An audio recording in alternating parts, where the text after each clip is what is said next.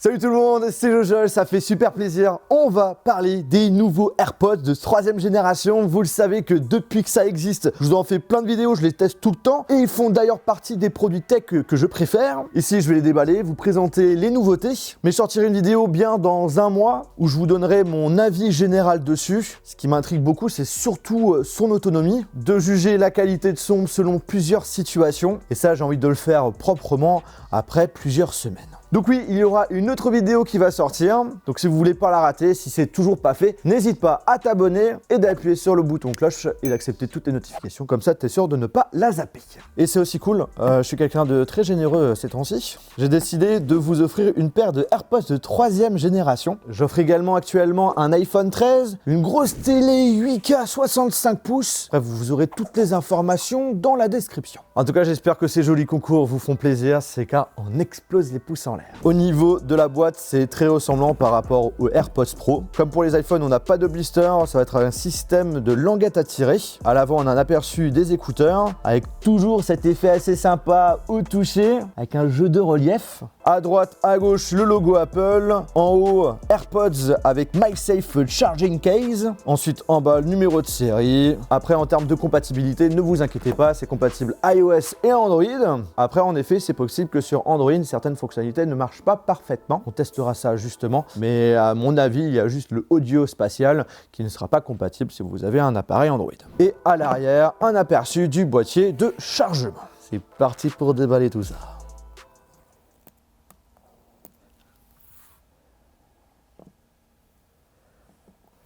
Dans un premier temps, la pochette avec à l'intérieur tout ce qui est papier d'information et notamment la notice pour expliquer comment ça fonctionne, notamment la connexion avec votre appareil. Il y a aussi les différentes fonctionnalités que je vais vous présenter juste après. Et nous n'avons pas d'autocollant Apple. On a le boîtier de chargement qu'on va mettre de côté. Ça ressemble vraiment au AirPods Pro. Ah non, ça ne se tire pas. Ok. Ah non, même pas du tout. Oh, ok. D'accord. Et en termes d'accessoires, ils fournissent du coup un câble USB type C vers Lightning. Découvrons ces AirPods de 3e génération qui est là vraiment pour compléter la gamme AirPods Pro et AirPods de 2e génération. Ils ne remplacent pas du tout les AirPods 2, tout simplement parce qu'on est sur un produit avec un design différent. Vous allez le voir. Alors le boîtier. Ne soyez pas surpris que j'ai une couleur noire et que mes écouteurs sont de couleurs différentes. Tout simplement parce que je les ai customisés, si vous me suivez depuis longtemps. Le boîtier, ah ouais non quand même, c'est quand même un petit peu différent. Ouais. Donc là comme ça, on peut voir que on a un mélange. Donc le boîtier est un petit peu plus large, mais moins large que le Pro. Et en termes de hauteur, c'est très similaire entre le Pro et le 3.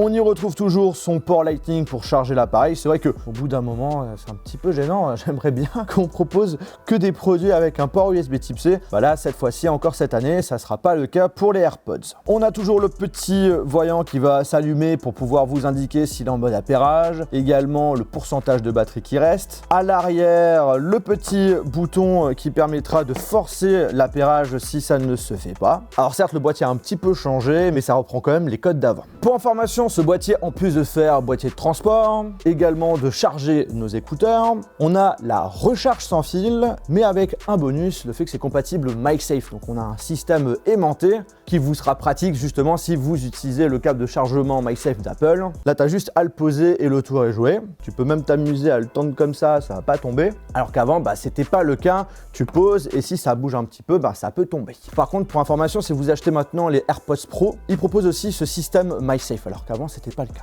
C'est parti pour les découvrir. Ah ouais. C'est vraiment style AirPods Pro, mais sans les embouts. C'est tout petit. C'est vraiment cool que Apple garde une cohérence sur ses AirPods. C'est vraiment un mélange de AirPods Pro et de AirPods de classique. Si tu enlèves juste l'embout, tu as l'impression que tes AirPods Pro, c'est un peu des AirPods de 3e génération. On va pas se mentir. Il y a un petit air. Alors on y retrouve bien entendu les micros et également les différents capteurs, notamment capteurs de peau. Comme avant, on aura la possibilité, quand on les met dans les oreilles, et bim, il s'est qu'on les a mis dans les oreilles et ça permet aussi quand tu les enlèves de mettre pause play automatiquement. Par rapport aux AirPods 1, AirPods 2, on n'aura plus cette fonctionnalité tactile. Ça sera la même chose que sur les AirPods Pro. Au niveau de la tige, vous avez un petit bouton à cliquer dessus pour pouvoir mettre pause, play, changer de musique, etc., etc. La tige est un petit peu plus épaisse que sur les AirPods Pro. Ça reste quand même assez similaire si on enlève l'embout. Qu'est-ce que ça donne à l'oreille? Alors on fera une petite comparaison aussi avec les autres AirPods. En tout cas, si je cours, que je bouge ma tête comme un malade, je sens que celle de gauche, ça va, elle tient. Bon, en vrai, non, ça passe crème. Vous pourrez les utiliser sans aucun souci si vous avez l'intention de courir, faire du sport. D'ailleurs, en parlant de sport, la différence par rapport aux AirPods de deuxième génération, c'est qu'ils sont résistants à l'eau et également à la transpiration. Alors certes, on n'a pas d'embout, on n'a pas de réduction de bruit active, mais le fait qu'ils soient un petit peu plus gros que les AirPods, on a une petite réduction passive. Non, c'est parti pour faire la connexion. J'ouvre et voilà. Ah super, j'ai oublié de mettre à jour mon téléphone. On se retrouve bientôt. Bon, c'est bon, après 10 minutes, la mise à jour a été faite. Bon, c'est parti. Alors du coup, en lourd, bim, l'appairage va se faire automatiquement sur mon iPhone.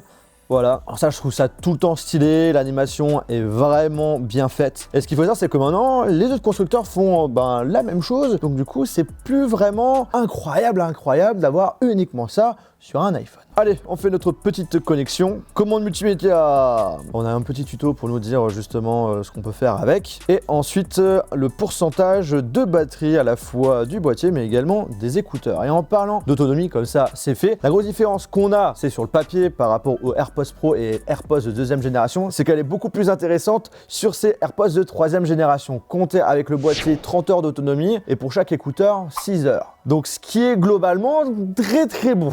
À voir encore une fois sur plusieurs semaines. En les mettant dans les oreilles, on a toujours le même petit bruit pour nous dire que c'est bon, ça s'est bien connecté avec ton téléphone et on les a bien détectés que tu les as dans les oreilles. Du coup, niveau fonctionnalité, donc là je lance ma musique, je les enlève, hop là ça met pause, je les remets, bim, ça met play. J'appuie une fois dessus, pause, play, 2 fois, ça change de musique, 3 fois, 1, 2, 3. Musique précédente. Et si je laisse appuyer dessus, hop là, ça active Siri. Mais vous pouvez aussi lancer Siri en disant le fameux Dis Siri. Plutôt pratique. Alors contrairement à d'autres écouteurs, on n'aura pas la possibilité d'augmenter, baisser le volume, mais Apple a décidé de vraiment nous imposer en quelque sorte d'utiliser le fameux Siri pour demander justement d'augmenter ou de baisser le son. Ça marche très bien. Un des points forts de ces écouteurs et qu'on a également sur les AirPods Pro mais pas sur les AirPods de première et deuxième génération et qui peut être une raison de changer d'écouteur, c'est l'audio spatial. Et du coup on a un petit descriptif pour nous expliquer qu'est-ce que c'est que l'audio spatial. D'ailleurs ça permet tout simplement d'avoir un son immersif en 3 dimensions. En gros on a la diffusion du son qui s'adapte par rapport au mouvement que l'on va faire et ça permet d'avoir un son beaucoup plus immersif. Là, on a un exemple concret avec le son stéréo, donc du coup, tu peux avoir un son différent à droite et à gauche. Et là, si tu actives le audio spatial, là, le changement de son peut se faire vraiment tout autour de soi. Justement, j'ai déjà testé en regardant des films avec, et c'est vrai qu'on peut avoir l'impression d'avoir une expérience sonore comme au cinéma, c'est vraiment pas du mytho. Et au niveau de la musique, on a un ressenti beaucoup plus naturel. Aussi, quand vous êtes dans le control center, quand vous appuyez sur la partie volume et quand vos écouteurs sont connectés, vous aurez 3 choix. On a la possibilité d'activer le audio spatial avec le suivi de la tête, avec les mouvements. Soit tu peux le mettre fixe, donc du coup il n'y aura pas le suivi des mouvements. Soit tu le désactives et tu as tout simplement un son stéréo. Maintenant, en termes de qualité de son, ça donne quoi ?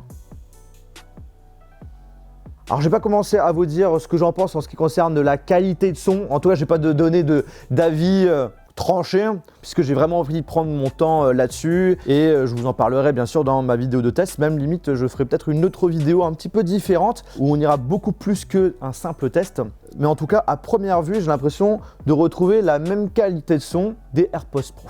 Donc c'est plutôt bien parti. Aussi, en ce qui concerne le prix, 199 €, soit moins cher quand Apple avait sorti leur AirPods 2 avec le boîtier de recharge sans fil. C'était 229 €, donc quand même 30 € de moins. On est donc sur un prix plutôt correct de la part d'Apple. Bref, les amis, j'espère vraiment que cette vidéo vous a plu. Si c'est le cas, on explose les pouces en l'air. N'hésitez pas, c'est des personnes qui les ont achetés, à me donner vos avis après plusieurs jours d'utilisation en commentaire. Si vous avez des questions aussi, des choses que vous voulez que je teste en profondeur, même si ce sont voilà, que des écouteurs, lâchez toutes vos questions en commentaire. Et je vous rappelle qu'ils sont à gagner. Toutes les informations sont dans la description. Sur ce, on se retrouve dans une prochaine vidéo. Salut! C'est mieux de partir avec un.